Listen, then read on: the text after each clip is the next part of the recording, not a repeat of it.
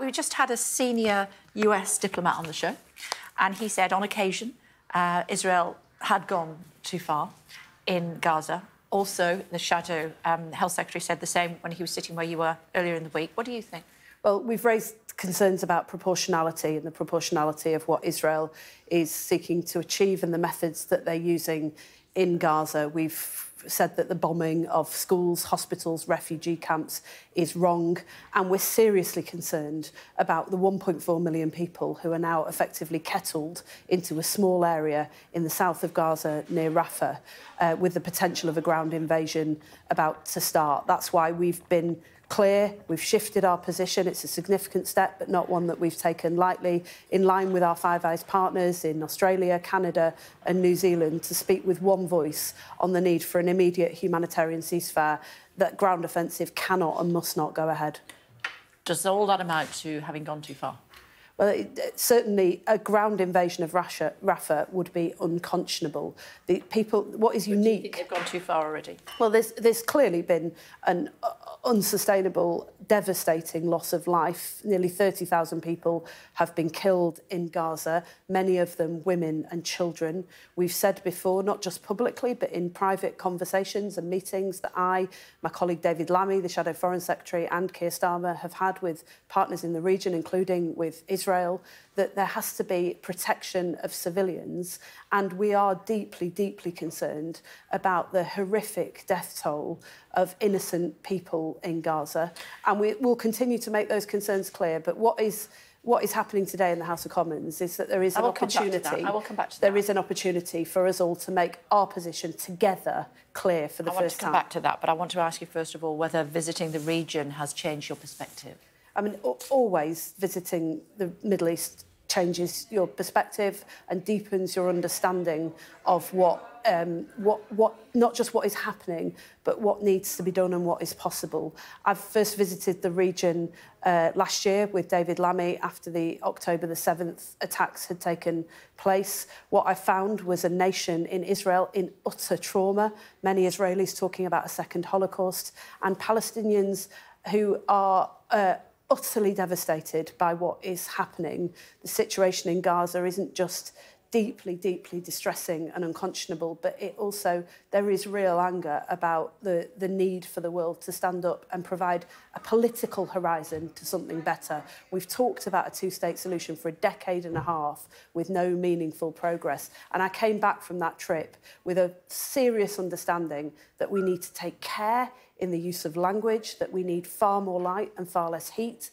in this debate, but we have got to move to a situation where the fighting stops, where hostages come out, aid goes in, and most of all, to a political horizon and a meaningful pathway for peace. It looks like the government's boxed you into a corner with this vote later on today. It could be that if the Speaker doesn't choose your amendment, Labour could find themselves in a position where you are voting against a ceasefire. Now, there's all sorts of machinations within the way that the Parliament works across the road, but that really won't amount to a hill of beans to a lot of Labour voters. Well, look, we hope that our amendment will be selected. Well, look, first of all, if it is selected, this is the only proposition on the table that gives the whole House the chance to speak with one voice. There is no prospect of the Conservatives supporting the SNP amendment, and there is no prospect of other political parties supporting the Conservatives amendment. So what you have is one proposition on the table which we have deliberately crafted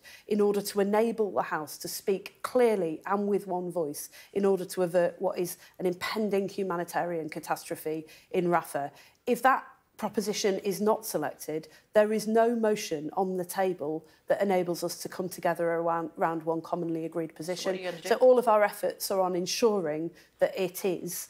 If it's not selected, that whipping arrangements are a question for the Chief Whip. But I want to be clear with you that there is a significant difference between what we're proposing and the SNP. We are deeply concerned that the SNP motion doesn't make clear that a ceasefire, by definition, has to be two-sided. We've seen during the course of this conflict that many people have called for Israel to lay down their arms and for Hamas to be able to continue to fight. Now, we think that's utterly unacceptable. And what is needed is a motion that makes clear what we mean by ceasefire and also sets out a pathway to achieving one and ensuring that it's sustainable. And that's what we've done. That's down to the Speaker. And if he doesn't choose your amendment, we are going to find ourselves in the position that Labour will be voting against or abstaining from the government's motion. Now, how do you think that's going to be interpreted with our viewers at home?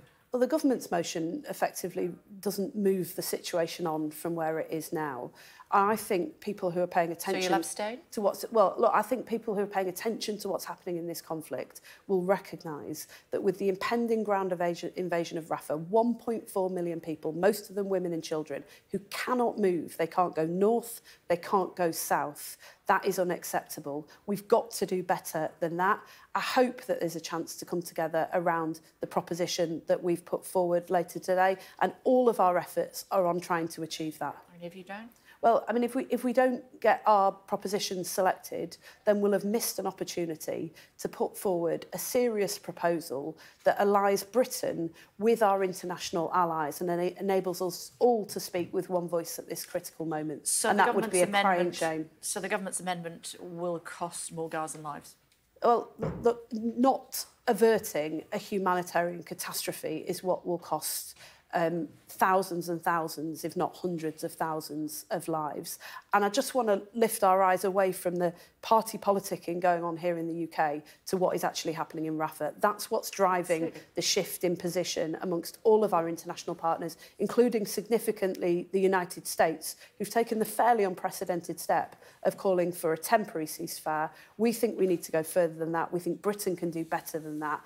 And our chief concern, our only concern, is to avert what is about to happen in Rafah. Okay. If we stand by and allow it to happen, the world will not forgive us, and they will be right not to. How are you feeling about supporting Azhar Ali now? Well, I've known him for some time. I don't know him that well, but I certainly have known him, and in fact had seen him not very long before he was suspended as Labour's candidate at the march against anti-Semitism in Greater Manchester. I went to campaign for Azhar in the Rochdale by-election. It was the unacceptable comments that he made about Israel had come to light, but we were assured that those comments were a one-off, a mistake, which he deeply regretted and he'd apologised for.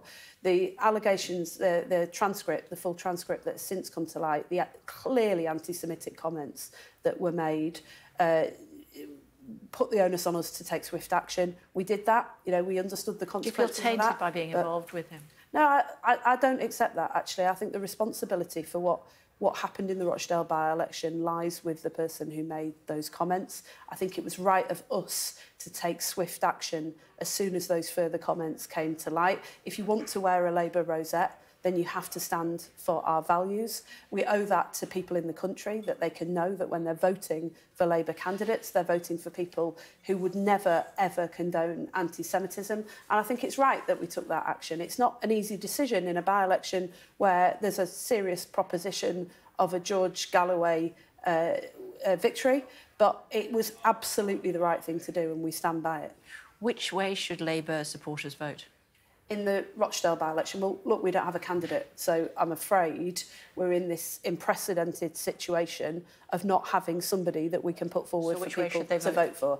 I mean, you know, all I would say to voters, as I've said in many of these contests with division and nastiness and hate, is please just do not vote for political parties and candidates who are seeking to stoke and stir division. It's the last thing that people in this country need right now. Wes Streeting said he'd spoil his ballot paper rather than vote. Well, I don't know. I don't know who you would vote for in the Rochdale by-election because we had to withdraw our candidate. What I would just urge people to do is to make sure that they don't vote for hate. I mean, it's tricky, isn't it? Because, you know, women threw themselves under horses so we could vote.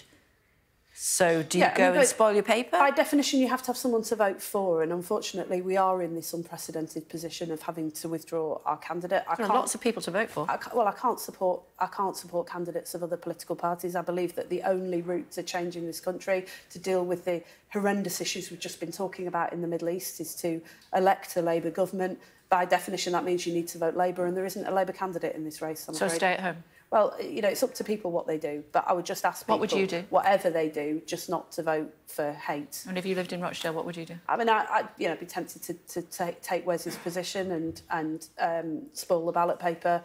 I genuinely, I would just... I think people have to vote with their conscience. What I don't want to do is give the impression that I think that if people are voting in order to keep candidates who stoke or stir division and hate out of office, that they're somehow wrong to do it. But I'm afraid we don't have a Labour candidate in this by-election. So I'm in this extraordinary position, as we all are, of not being able to ask people to vote. But that is the right thing to do, because if you wear a Labour rosette, you have to stand for our values, and anti-Semitism is not compatible with our values. Final thought, does Labour have full trust in our British defence system, given what we've seen on the front pages today? Well, we're obviously deeply concerned about the report that we saw today. In fairness to the government, they did contact all of the other political parties yesterday in order to alert us to the fact that this has happened. We're expecting that there'll be a statement before the House. Obviously, some of the information can't be put into the public domain, but it's important that the Defence Secretary comes to the House and gives us clear answers and assurances on that. Yes, I think the British people will expect that, and if time can't be found today, it needs to be found as a matter of urgency. OK, it's great to see you as always. Thanks very much indeed. Thank you. List of candidates who are running to be MP for Rochdale. There you go. There's 2 sheets of them, I think, actually. Here comes the second lot. There you go. Those are the ones. 29th of February.